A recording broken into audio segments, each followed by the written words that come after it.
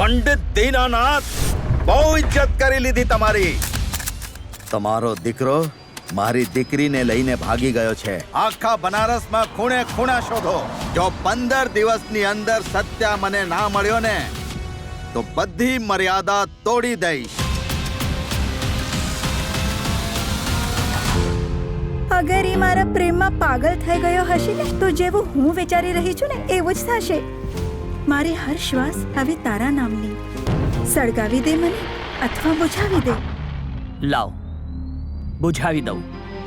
સોનમ, કાશ આ સમય અહીંયા જ ઊભો રહી જાય. ના ભૂખ લાગે, ના પ્યાસ લાગે, ના દિવસ થાય, ના રાત, ના ખુશી, ના ગમ. બસ તું અને સત્ય, સોનમ જીવ લઈ લેશે તારો. કઈ સમજમાં ના આવ્યું.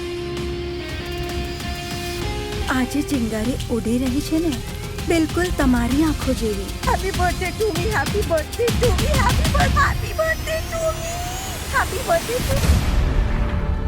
સપનું જ્યારે સાચું થાય છે ને તો બહુ સારું લાગે છે. તો આપણે બે સાથે મરી જશું. સપનું જ્યારે તૂટે છે ને તો જીવ લઈ લે છે.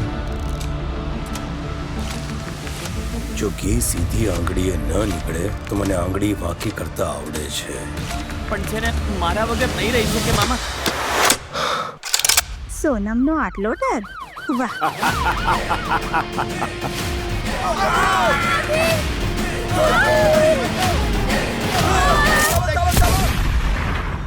આટલો સન્નાટો કેમ થઈ ગયો ભાઈ? હે, પિક્ચર ચાલુ કર.